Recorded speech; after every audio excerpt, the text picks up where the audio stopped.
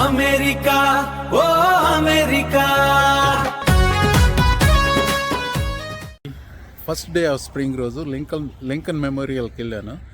I felt very inspired and also hopeful and optimistic. ఏదో గుంభనగా ఒక వీడియో పెట్టాను, షార్ట్. వసంతం అంటే చిగుర్లు, ఆశల చిగుర్లు అని. హే దేశీ ఓ దేశీ రా రా చూసేద్దాం DC. మార్చి 20వ తారీఖు అండి, first day of spring. Welcome to spring. I have a dream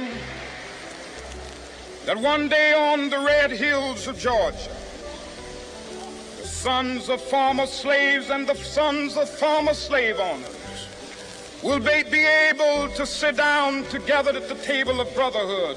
I have a dream. అమెరికాలో లింకన్ వల్లనే బానిసత్వం సంఖ్యలు తెగాయి. మార్టిన్ లూథర్ కింగ్ వల్లనే మానవ హక్కుల చట్టాలు వెలిశాయి. ఈ రెండిటి వల్లనే ఈనాడు నేను మీతో స్వేచ్ఛగా ఈ అభిప్రాయాలు వ్యక్తపరచగలుగుతున్నాను. నేనే కాదు, నాలాగా చాలా మంది స్వేచ్ఛగా తమ అభిప్రాయాలను ఇలా చెప్పగలుగుతున్నారు అంటే అందుకు మనం థ్యాంక్స్ చెప్పవలసింది ఇద్దరు వ్యక్తులు, president Lincoln and reverend Martin Luther king junior. Spring అంటే వసంతం, వసంతం అంటే చిగుర్లు, ఆశల చిగుర్లు. అదే భావగర్భితమైన నా సందేశం. స్ప్రింగ్ మొదటి రోజు అయినా కానీ మీకు ఇక్కడ ఆకులు పూలు ఏమి ఎక్కువ కనపట్లేదండి. చెర్రీ బ్లాసమ్స్ పూసి ఉంటాయి అనుకున్నాను, ఉన్నాయి కానీ but they are not in the peak bloom. వచ్చే వారం ఇదే టైంకి విపరీతంగా బ్రహ్మాండంగా ఉంటుంది, ఇక్కడ కళకళలాడిపోతూ ఉంటుంది. What a beautiful day. And today is April 1st. I'm not fooling any one. ఆ ఆశల చిగుర్లు ఏంటో దానికి సంబంధించి కొంచెం ఫాలోఅప్గా చెరీ బ్లాసమ్స్ ఫుల్ బ్లూమ్లో ఉన్నప్పుడు డీసీకి వెళ్ళి చేయాలని చెప్పి గత వారం రోజుల నుంచి ప్రయత్నిస్తున్నాను. నాకు కుదరలేదు. ఈరోజు ఉదయం కూడా వెళ్దాం అనుకున్నాను కానీ కొంచెం ఎక్కువ నిద్రపోయి లేట్గా లేచి వెళ్ళటం కుదరలేదు. I mean if I had any chance of capturing some cherry blossom blooms, it would have been today. So there is no way I can go to DC. ఇవి మా యూనివర్సిటీలో చెరీ బ్లాసమ్ ట్రీస్ అండి. ఒక 5 రోజుల క్రితం వచ్చి ఉంటే చాలా బ్రహ్మాండంగా ఉండేది వ్యూ. ఇప్పుడు డీసీకి వెళ్ళి నేను ఈరోజు చేసి ఉంటే ఇలాగే ఉండేదేమో. మీరు వెనకాల చూసేది రెడ్ బర్డ్, ఎంత బ్యూటిఫుల్గా ఉంటుందో. ఈ బ్యాక్గ్రౌండ్ ఎందుకు అంటే I want to sound hopeful. 2 సంవత్సరాల క్రితం ఈ వీడియోలు పెడతాం మొదలుపెట్టినందుకు ఒకటే ఒక కారణం, ట్రంప్ గారు అధికారంలోకి వచ్చేస్తారు. సో పరిస్థితులు పరమ దారుణంగా ఉంటాయి, చండాలంగా ఉంటాయి.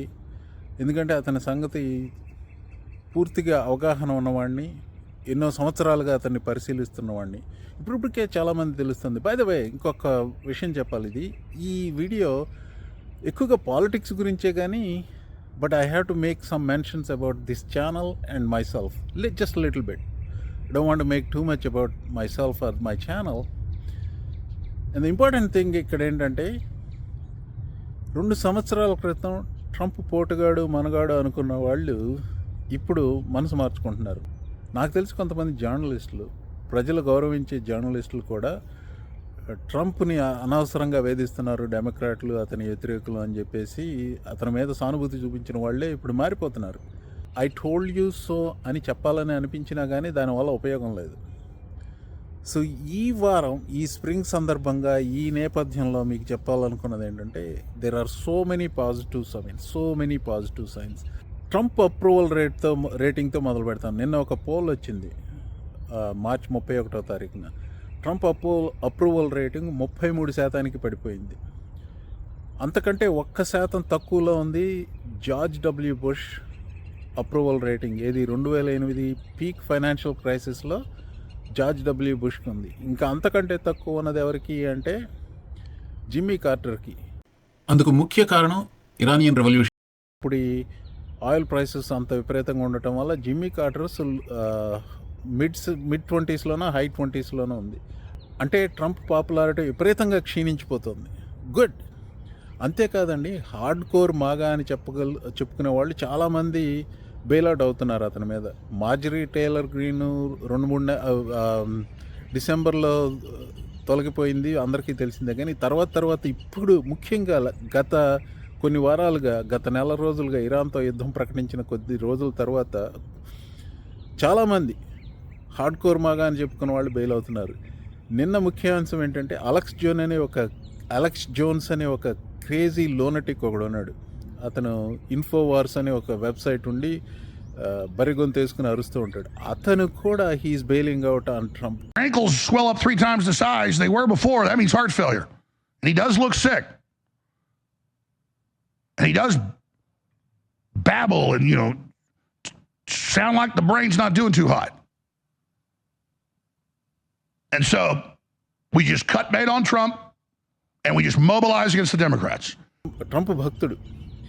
అలాగే స్టూవర్ట్ రోడ్స్ అని ఒక అతను ఉన్నాడు. అతనికి ఒక కంటికి ప్యాచ్ పెట్టుకుని ఉంటాడు. మీరు చూసే ఉంటారు. ఇతడు January 6th, 2021లో ఓత్ కీపర్స్ని వెంట పెట్టుకుని ట్రంప్ తరపున యుద్ధం చేయడానికి సిద్ధంగా ఉన్నవాడు జైలుకి వెళ్ళాడు. అతన్ని ట్రంప్ పాఠం చేశాడు. అతను కూడా he bailed out on Trump this week. We can't shut our eyes to the obvious role of the influence of Zionism in our government, of the Israeli intelligence services, Mossad and others in our government, and through AIPAC, the control of American politicians. So that's why I no longer call myself MAGA. I am an America-only patriot. I'm a Christian nationalist, an American Christian nationalist. And so I have to open my eyes to the reality in front of my face, and it's caused a division inside of MAGA, and it's caused a division on the political right. But so be it. We can't shut our eyes to the truth in front of us. The truth. Tucker Carlsen, Megan Kelly, ఇలా చాలామంది ప్రముఖులు ట్రంప్కి ఎప్పుడు బేషరతుగా అంటే ఏ విధమైన conditions లేకుండా support చేసేవాళ్ళు కూడా they are bailing out, which is good news. And then courts ఈ గత 10-12 రోజుల్లోనే విపరీతంగా కోర్టు తీర్పులు అతనికి వ్యతిరేకంగా వచ్చాయి. నిన్న వచ్చిన కేసు ఏంటంటే అది ట్రంప్ బాల్ రూమ్ దాని కన్స్ట్రక్షన్ నిలిపివేయాల్సిందిగా జడ్జి తీర్పిచ్చాడు. ఆ జడ్జి రిపబ్లికన్ అపాయింటెడ్ జడ్జి. అతను ఇచ్చిన ఆర్గ్యుమెంట్ ఏంటి అంటే, నువ్వు వైట్ హౌస్ స్టూవర్డ్వే కానీ ప్రెసిడెంట్, దాన్ని నీ ఇష్టం వచ్చినట్టు మార్చుకునే అధికారం నీకు లేదు. కాంగ్రెస్కి మాత్రమే ఉంది ఈ అధికారం. కాంగ్రెస్ నీకు ఇస్తే నీ ఇష్టం వచ్చింది చేసుకో. నువ్వు చేసే ఇంటర్ప్రిటేషన్ ఏదైతే ఉందో, ఏ ఇంటర్ప్రిటేషన్తో నువ్వు ఈ మార్పులు చేయడానికి సిద్ధపడుతున్నావో దాన్ని తీవ్రంగా విమర్శించాడు దాని జడ్జి. అంటే ఇదేమైనా సామాన్యమైన విషయం కాదు. అలాగే చాలా వచ్చిన ప్రముఖ కేసుల్లో వాయిస్ ఆఫ్ అమెరికాని కంప్లీట్గా డిస్మాంటిల్ చేశాడు. 1000 మందికి పైగా ఉద్యోగాలు పీకేశాడు. వాళ్ళందరినీ తిరిగి ఉద్యోగాల్లోకి తీసుకోవాల్సింది, అది ఇల్లీగల్, వాళ్ళందరినీ తిరిగి ఉద్యోగాల్లోకి తీసుకోవాల్సిందే అని చెప్పి జడ్జి తీర్పిచ్చాడు. ఇలా చాలా టారిఫ్లు రిఫండ్ ఇవ్వాల్సిందే అని చెప్పి ఒక లోవర్ కోర్టు తీర్పిచ్చింది. January 6th జరిగిన తిరుగుబాటులో ట్రంప్ సివిల్ లయబిలిటీని ఎదుర్కోవాలని తప్పదని ఇంకొక తీర్పు వచ్చింది. అలాగే national public radio, public broadcasting system నిధులు నిలిపివేయడం కూడా ఇల్లీగల్ అని చెప్పి తీర్పు వచ్చింది. అన్ని విధాల కోర్టుల్లో ఓడిపోతున్నాడు. ఈరోజు April 1వ తారీఖున సుప్రీంకోర్టులో బర్త్ రైట్ సిటిజన్షిప్ గురించి హీరింగ్ జరగబోతోంది. దానికోసం నిన్న మధ్యాహ్నం నుంచి కుర్చీలు వేసుకుని వెయిట్ చేస్తున్నారండి ఆ హీరింగ్కి. అది హిస్టారిక్ హీరింగ్ అవుతుంది. ఆ హిస్టరీలో మేము కూడా ఒక భాగం అని చెప్పుకునే సిటిజన్స్ చాలామంది, అంటే first come first serve basis మీద ఉంటుంది కదా ఎంట్రీ. ఇంకో ముఖ్యమైన విషయం ఏంటంటే, ట్రంప్ నిన్న అన్నాడు నేను కూడా వెళ్తాను అన్నాడు. Apparently so far no president has gone to the Supreme Court hearing on any case ever in the history of America. అంటే ఆ కేసు గురించి తను ఎంత శ్రద్ధ చూపిస్తున్నాడో మీరు గమనించాలి. ఇక ఇరాన్ యుద్ధం గురించి, ఇరాన్ యుద్ధం యూరోప్ వాళ్ళు మాతో చేయగలపట్లేదు, మీ ఇష్టం వచ్చింది చేసుకోండి, మేము వెళ్ళిపోతాం, మా పెట్టే బేడ సర్దుకుని మేము ఇక్కడి నుంచి వెళ్ళిపోతామని చెప్పి నిన్న ఒక ట్వీట్ చేశాడు. అంటే హార్మోజ్ జలసంధి ఓపెన్ అవుతుందో క్లోజ్ అవుతుందో మాకు అనవసరం, మీకు ఆయిల్ కావాలంటే మీరే వెళ్ళి ఓపెన్ చేసుకోండి, మేము వెళ్ళిపోతున్నాం అన్నట్టుగా చెప్పాడు. సో అందువల్లనే ఓకే ఇక ఈ యుద్ధం ముగియబోతోంది అని చెప్పి స్టాక్ మార్కెట్ విపరీతంగా పెరిగింది. స్పీకింగ్ ఆఫ్ స్టాక్ మార్కెట్, ఒక కాషన్ చెప్పదలుచుకున్నానండి. 2 కలత చెందే వార్తలు చూశాను. ఆరకల్ ఈరోజు నిన్న 16,000 మందికి ఉద్యోగాలు ఉద్వాసన చెప్తూ నోటీసులు ఇచ్చింది. దానికి ముఖ్య కారణం ఏమని చెప్తున్నారు అంటే, డేటా సెంటర్స్కి సంబంధించి విపరీతంగా ఇన్వెస్ట్మెంట్ చేసి తప్పు చేశారేమో. వాళ్ళ credit default swaps they are one of the worst ఇప్పుడు ఇండస్ట్రీలో. అంటే 2008 ఫైనాన్షియల్ క్రైసిస్లో కన్నా కూడా క్రెడిట్ డిఫాల్ట్ స్వాప్స్ వీటి ఖరీదు ఎక్కువ ఉంది. So that is something to watch. Oracle లాంటి పెద్ద సంస్థ ఆ రకంగా ఫైనాన్షియల్ స్ట్రెస్లో ఉందంటే యూ బెటర్ వాచ్ అవుట్. రెండవది, వారన్ బఫెట్ సిఎన్బిసికి నిన్న ఇచ్చిన ఇంటర్వ్యూలో చెప్పాడు, మార్చి మాసంలో మార్కెట్కి సంబంధించిన ఊచకోత అది చాలా తక్కువ, ముందుంది ముసళ్ళ పండుగ అన్నట్టుగా ఇచ్చాడు.